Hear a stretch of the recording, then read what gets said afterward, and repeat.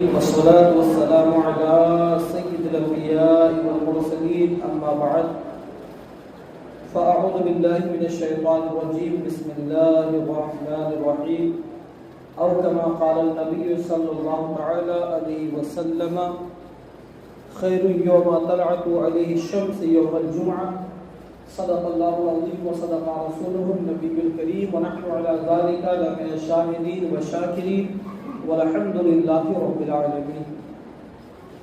آئیے کچھ سننے اور سنانے سے قبل حضور نبی اکرم صلی اللہ علیہ وسلم کی بارگاہ میں اپنی اپنی عقیدتوں کا محبتوں کا اظہار کیجیے۔ باواز بلند درود پاک پڑھیے، اللہم صلی علی سیدنا شفیعنا حبیبنا نبینا مولانا محمد بارک وسلم صلو علیہ الصلوۃ والسلام علیک یا رسول اللہ صلی اللہ تعالی علیہ وسلم۔ رمضان مبارک کا ایک اور جمعہ جس میں ہم اور آپ بیٹھے ہوئے ہیں، یقیناً جمعہ کی تو بڑی فضیلتیں ہیں، لیکن جمعہ اگر رمضان مبارک کے اندر ہو تو اس کی فضیلتیں 70 گنا زیادہ ہو جائے گا۔ جمعہ کو سید الایام یعنی کہ تمام دنوں کا سردار کہا گیا ہے، فضیلتیں اس کے اندر ہیں۔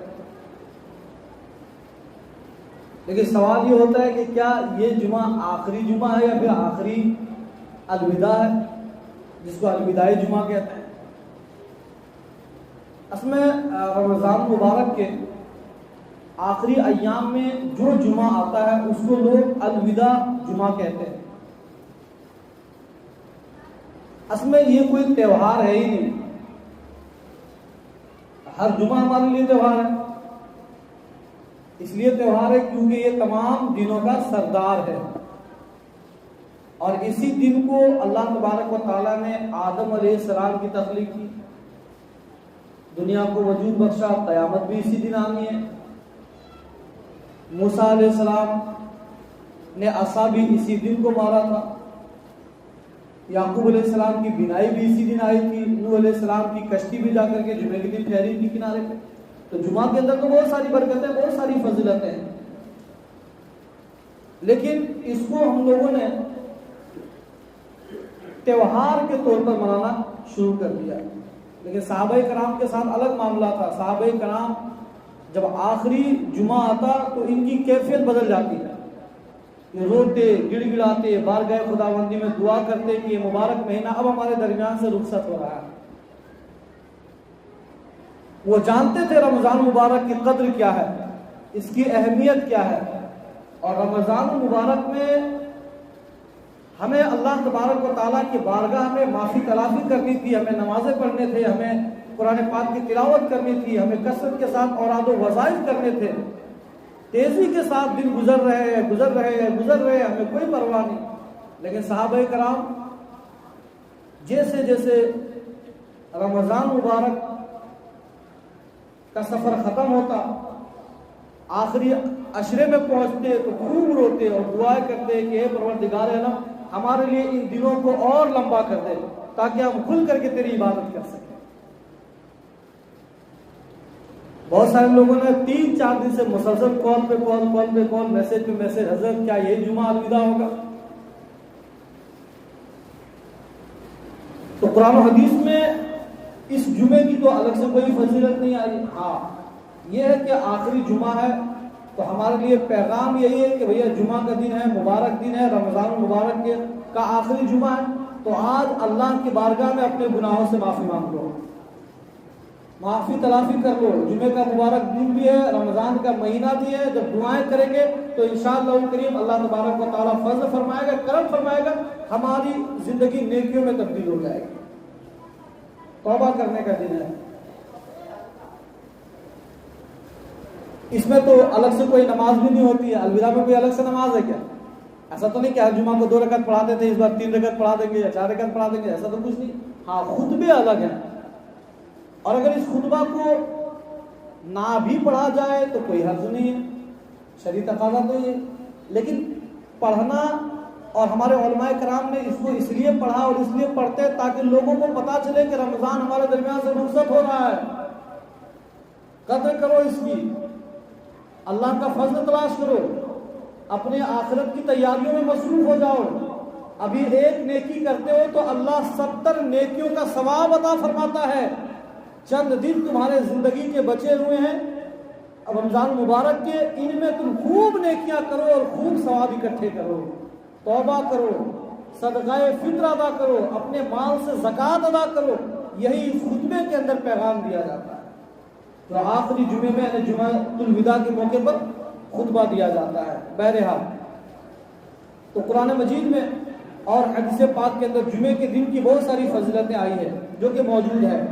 تو جمعے کے دن کی شان ہی الگ ہے، بلکہ حدیث پاک جس کو میں نے ابھی پڑھا ہے اس کے اندر اللہ تبارک و تعالیٰ کے پیارے محبوب صلی اللہ تعالیٰ علیہ وسلم نے بضابطہ ارشاد فرمایا کہ جمعے کا دن تمام دنوں کا سردار ہے، اور اس دن کو عام دنوں سے بالکل الگ سے مراد کیا ہے؟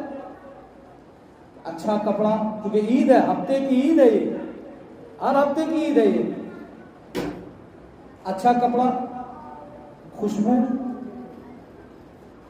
اچھے انداز میں غسل کر کے، اور اس کے بعد تم اپنے گھروں سے نکلو اس نیت کے ساتھ کہ ہم اللہ تبارک و تعالیٰ کی عبادت کے لیے جا رہے ہیں۔ ہمارے اکابرین فرماتے ہیں کہ جمعے کے دن جب بندہ اپنے گھر سے نکلتا ہے، جب تک وہ واپس گھر نہیں لوٹ جاتا ہے جمعے کی نماز ادا کر کے، اس وقت تک وہ جہاد کے راستے پر ہوتا ہے۔ اور حدیث پاک ہے کہ جمعے کے دن جو سب سے پہلے مسجدوں کے اندر آتا ہے، نماز پڑھنے کے لیے آتا ہے، تو اسے ایک اونٹ کا صدقہ کرنے کا ثواب دیا جاتا ہے۔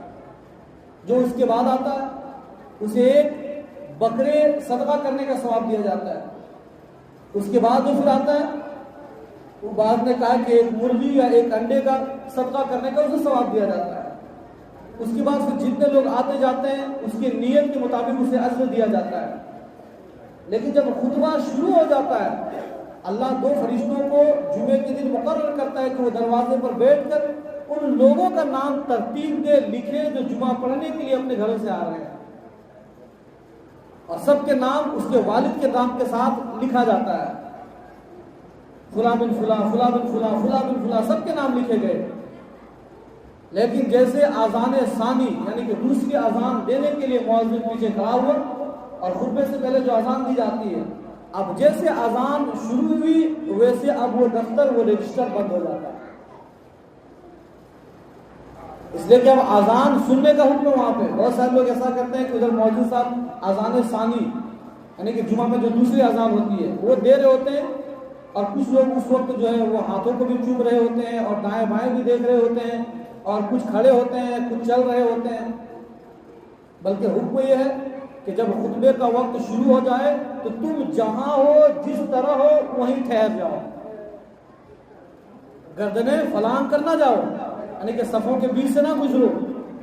خطبہ ہو رہا ہو تو اب توجہ کے ساتھ جب اس خطبے کی کتاب کو پڑھے گا تو اس میں دعوت اسلامی والوں نے پہلے ہی صفحے پہ جمعے کی بہت ساری فضیلتیں یہاں پہ لکھ دی ہے باضابطہ کہ جمعے کے اندر یہ فضیلتیں ہیں اور خطبے کی یہ فضیلتیں، یہ ساری چیزیں لکھی ہوئی ہے اس کے اندر۔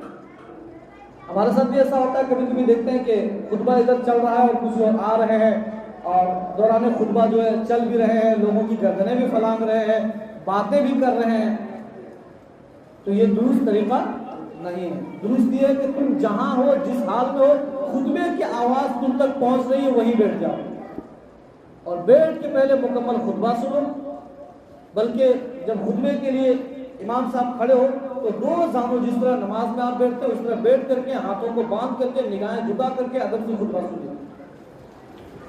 خطبے کا 2 اسٹیپ ہوتا ہے، ایک بار خطبہ آدھا پڑھنے کے بعد بیٹھ جاتے ہیں، پھر کچھ تسبیحات پڑھنی ہوتی ہے، پڑھ کر کے پھر کھڑا ہوتے ہیں، تو جب یہ کھڑے ہو تو پھر دونوں ہاتھوں کو پکڑ کے بیٹھ جائیے اور مکمل خطبہ سنیے۔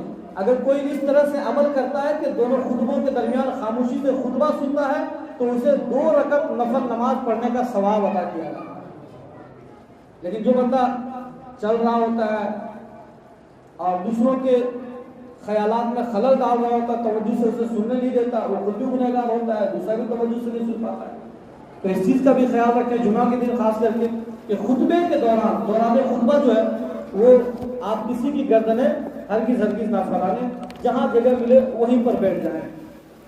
بلکہ حدیث پاک میں دیکھیے موجود ہے، یہ حاشیہ بہار شریعت کے اندر بھی موجود ہے کہ جس نے جمعہ کے دن لوگوں کی گردنیں پھلانگی اس نے جہنم کے طرف پل بنا دیا۔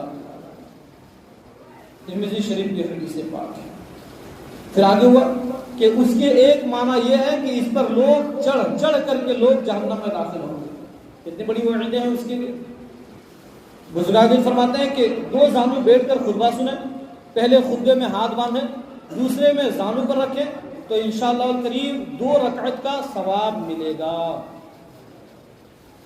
اعلیٰ حضرت رحمۃ اللہ تعالی علیہ فرماتے ہیں کہ خطبے میں حضور اقدس صلی اللہ علیہ وسلم کا نام پاک سن کر، جب اذان دی جا رہی ہوتی ہے وہاں پہ حضور کا جب نام آتا ہے، بلکہ یوں ہی نہیں بلکہ جب بھی جہاں بھی آپ رہے حضور کا نام جب آئے تو دل میں درود شریف پڑھیں گے انشاءاللہ۔ درود شریف کیا پڑھیں گے؟ صلی اللہ علیہ وسلم۔ کیا پڑھیں گے؟ صلی اللہ علیہ وسلم۔ تو خطبے میں حضور اقدس صلی اللہ علیہ وسلم کا جب نام پاک آئے تو اس کو سن کر دل میں درود پڑھیں گے۔ زبان سے خاموشی فرض ہے، فرض ہے، زبان سے نہیں بولیں گے، حرکت نہیں کرنا ہے، حرکت نہیں کرنا، بس خاموشی کے ساتھ۔ ہوا کچھ ایسا کہ مسجد نبوی کے اندر حضور نبی اکرم صلی اللہ علیہ وسلم، اس وقت مسجد نبوی کا وہ صحن بہت وسیع و عریض نہیں تھا، ایک احاطے کے اندر باؤنڈری تھی، اسی میں صحابہ کرام نماز ادا کرتے تھے۔ تو حضور خطبہ، جمعے کا خطبہ آپ ارشاد فرما رہے تھے کہ ایک صحابی دور سے چل کر کے آئے اور آنے کے بعد جس جگہ پر سارے صحابہ کرام نے اپنی جوتیاں اتار کر کے رکھی تھی وہیں پر صحابہ بیٹھ کر حضور کا خطبہ سننے لگے، وہیں پر بیٹھ کر سننے لگے۔ حضور کی نظر پڑی، بعد میں حضور علیہ السلام نے پوچھا تو اس نے کہا یا رسول اللہ آپ کا حکم ہے کہ جب خطبہ شروع ہو جائے اور تمہارے کانوں تک آواز پہنچے تو تم جس جگہ ہو اسی جگہ بیٹھ کر کے توجہ کے ساتھ خطبہ سنا کرو۔ حضور میں یہاں تک پہنچا تھا کہ آپ کی آواز آئی اور میں یہیں بیٹھ گیا۔ ایسی محبت کی۔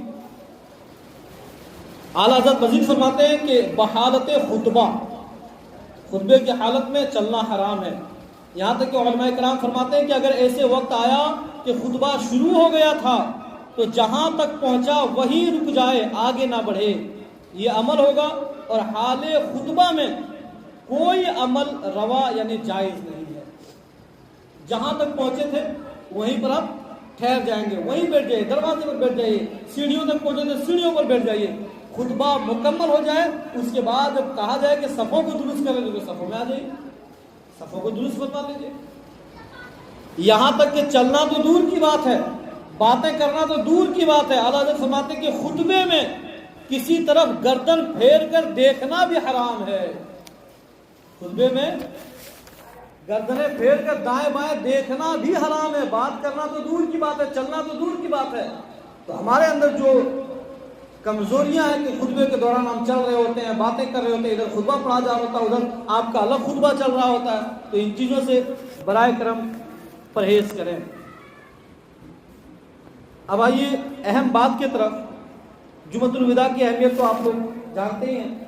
اس کی اہمیت بس یہ ہے کہ آخری جمعہ کے اندر رمضان مبارک میں جو آخری جمعہ آتا ہے اس کو ہی جمعۃ الوداع کہا جاتا ہے۔ اب کنفیوژن یہ ہے کہ یہ جمعہ آخری جمعہ ہے یا پھر آنے والا آخری جمعہ ہے۔ اگر آخری جمعہ آنے والا بھی بنے گا تب بھی آپ مبارکباد کے قابل ہیں، کیونکہ زندگی میں کبھی کبھی ایسا موقع آتا ہے کہ رمضان میں 5 جمعے ہاتھ لگ جاتے ہیں، سبحان اللہ۔ ایک رمضان کا مبارک مہینہ ہو، جمعے کا دن ہو تو کتنی فضیلتیں ہیں۔ ایک بار سبحان اللہ کہہ رہے ہیں تو ایک بار سبحان اللہ کہنے کا ثواب آپ کو عام دنوں میں ملتا ہے، لیکن رمضان میں اور جمعے کے دن کہہ رہے ہوتے تو 70 بار کا ثواب آپ کو مل رہا ہے۔ تو اگر چاند 29 ہوا تو جمعرات کو چاند دیکھیں گے دن گزار کے، اور جمعے کو عید ہوگی۔ لیکن اگر جمعے 30 مہینہ ہوا تو جمعے کو چاند دیکھیں گے اور سنیچر کو عید ہوگی۔ تو اس زاویے سے ہو سکتا ہے کہ آنے والا جمعہ بھی جمعۃ الوداع ہو جائے اور یہ جمعہ بھی جمعۃ الوداع ہو جائے گا۔ بس جمعے کا جو خطبہ ہے وہ خطبہ یہ ہے کہ اس میں آپ کو ذہن دیا جاتا ہے کہ آپ اب تک جو لوگ اپنا فطرہ ادا نہیں کیے، مال ادا نہیں کیے، جو اب تک توبہ نہیں کیے ہیں، جس کی نمازیں فوت ہو گئی ہیں، جو جس گناہوں میں مبتلا ہے، اس کو بس خطبے کے اندر ایک ذہن دیا جاتا ہے کہ ان چیزوں سے آپ توبہ کر لیں، جو قرض ہے اس کی ادائیگی کر لیں، جو فطرہ نکالنا ہے وہ فطرہ نکالنا ہے، جس کی زکوٰۃ بنتی ہے زکوٰۃ دے دیں۔ آپ کو یاد دلائی جاتی ہے کہ کہیں یہ موقع آپ آپ کے ہاتھ سے نکل نہ جائے. اور ہمیں یہ بھی یاد دلاتا ہے کہ بھائی اب رمضان ہم سے رخصت ہونے والا ہے. تو رمضان جب رخصت ہونے والا ہے تو تکلیف تو ہونی چاہیے. صحابہ کرام تو بہت روتے تھے. بجاتا عصر اور مغرب کے درمیان ان کا حلقہ بنتا تھا. افطار کے جب بیٹھتے تو ان کا حلقہ بنتا تھا اور آپس میں دعائیں کرتے تھے. اور دعائیں کرتے تھے, دعائیں اتنی رکت انگیز ہوتی تھی کہ سب کے آنسو ساون بھادوں کی طرح بہ رہے ہوتے تھے. لیکن ہمیں تو ہماری تو کیفیت ہی بدل گئی ہے. ہم افطار میں بھی 2 منٹ پہلے افطار لے کر کے نہیں بیٹھتے ہیں. ہم بس موبائلوں پہ لگے رہتے ہیں, اپنے دوستوں کے درمیان لگے رہتے ہیں, اپنے باتوں میں مگن رہتے ہیں.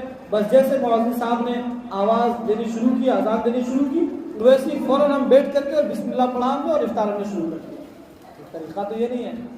طریقہ یہ کہ افطار میں کم سے کم 10 منٹ پہلے بیٹھا جائے اور اپنے لیے, اپنے گھر والوں کے لیے, اپنے اہل و عیال کے لیے, اپنے بچوں کے لیے, اپنی اولادوں کے لیے, سب کے لیے دعائیں کریں. دعا کے قبول ہونے کا یہ وقت ہے.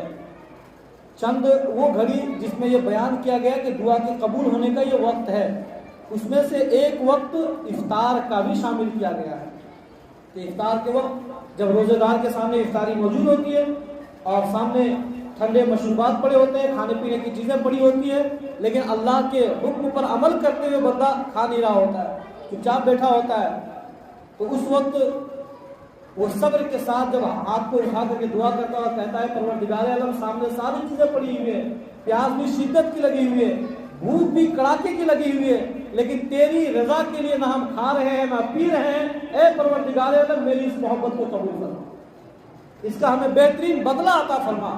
تو وہ وقت قبولیت کا وقت ہوتا ہے. اس میں جو دعائیں کر رہے ہوتے ہیں, جو بے اولاد ہے اولاد کے لیے دعائیں مانگ لے, جس کے کاروبار اچھے نہیں چلے وہ کاروبار کے لیے دعائیں مانگ لے, جو بیمار ہے وہ شفا کے لیے دعائیں مانگ لے, جن کے ماں باپ نہیں ہیں وہ اپنے ماں باپ کی مغفرت کی دعائیں مانگ لے, جو گناہوں میں غرق ہو گئے, جو گناہوں میں پڑے رہتے ہیں, گناہوں سے نکل کر نیکیوں میں جس کا دل نہیں لگتا, وہ دعا کرے کہ اے پروردگار عالم ہمارے دل کی دنیا بدل دے, ہمیں گناہوں سے نفرت کرنے والا بنا دے, ہمارا دل نیکیوں میں لگ جائے, کچھ ایسا کرم فرما دے.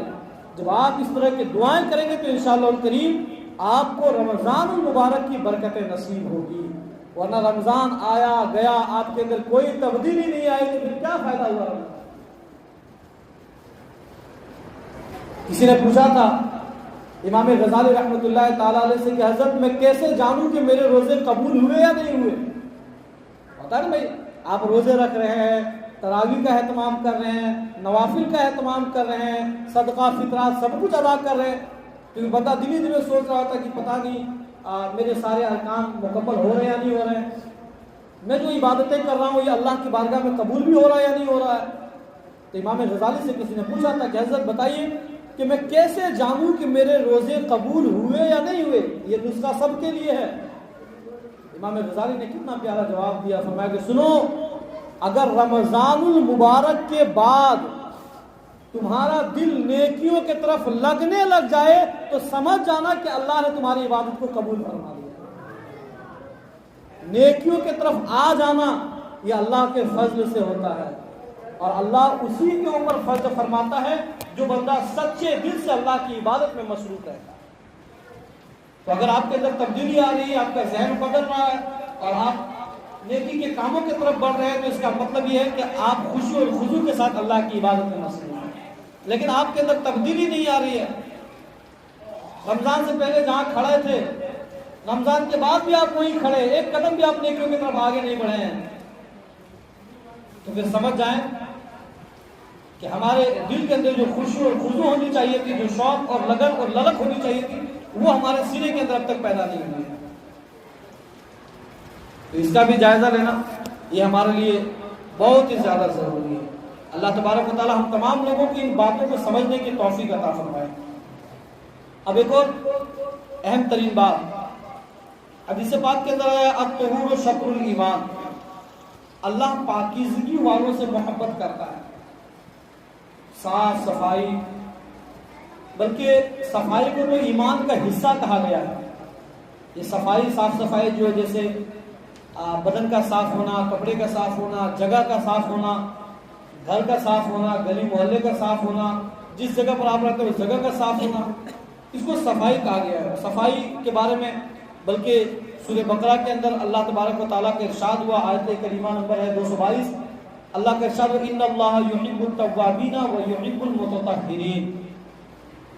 اللہ تبارک و تعالیٰ توبہ کرنے والوں کو اور پاک صاف رہنے والوں کو اللہ پسند فرماتا ہے۔ توبہ کرنے والوں کو جو توبہ زیادہ کرتا ہے، آپ بھی توبہ کی عادت ڈالیں، روزانہ توبہ کریں، یا اللہ مجھ سے غلطی ہوگی مجھے معاف فرما دو۔ استغفر اللہ کا وظیفہ ہمیشہ زبان پہ جاری رکھیں۔ ہو سکتا ہے کہ ایک دفعہ استغفر اللہ کہنا آپ کا قبول ہو گیا تو ملک کی ساری گناہیں ختم ہو جائیں۔ تو توبہ کرنے والا اور پاک اور صاف رہنے والا، جسم کا بھی پاک ہونا، کپڑے کا بھی پاک ہونا، یہ نہ ہو کہ بھیا آج جمعرات ہے تو آج ہم ناپاک ہے تو کل جمعہ ہے تبھی نہائیں گے، یہ نہیں ہونا چاہیے۔ بہت سارے لوگ اس طرح کی چیزوں میں پڑے ہوئے ہیں جو پاکی کے اوپر دھیان نہیں دیتے ہیں، پاکی کے اوپر بھی دھیان نہیں دیتے، ناپاکی کی حالت میں روح نکل گئی تو کیا بنے گا؟ سوچا ہم لوگوں نے، آپ ناپاک تھے اور اسی حالت میں آپ کی روح نکل گئی۔ اب بتائیں کہ موت کا وقت ہو، نزا کا وقت ہو اور جسم ہمارا ناپاک ہو، کوئی شرعی وضو بھی نہیں تھا ہمارے ساتھ، تو ناپاکی کی عادت کو ختم کرے، پاک اور صاف رہے، اور خصوصی طور پر اپنے ارد گرد میں جہاں آپ رہتے ہیں ان جگہوں پر بھی صاف صفائی کا تھوڑا خیال کریں۔ آپ وہ قوم ہے جس قوم کو دیکھ کر کے لوگوں نے صفائی کا درس حاصل کیا۔ جیسے پڑھنا، یہ ہم ہی نے لوگوں کو سکھایا، لیکن پڑھنے کے معاملے میں ہم سب سے پیچھے ہو گئے۔ ہمارا تو پہلا درس ہی ہوا تھا نا، اقرا پڑھو، لیکن ہم پڑھنے میں پیچھے ہو گئے۔ اسی طرح صفائی ہمارے ایمان کا اہم ترین حصہ ہے، اور صفائی پر حدیث پاک کے اندر کئی بات موجود ہیں، قرآن پاک میں آیتیں موجود ہیں، لیکن صفائی کے معاملات میں سب سے پیچھے ہم ہی پڑے ہوئے ہیں۔ آپ اپنے گلیوں کا جائزہ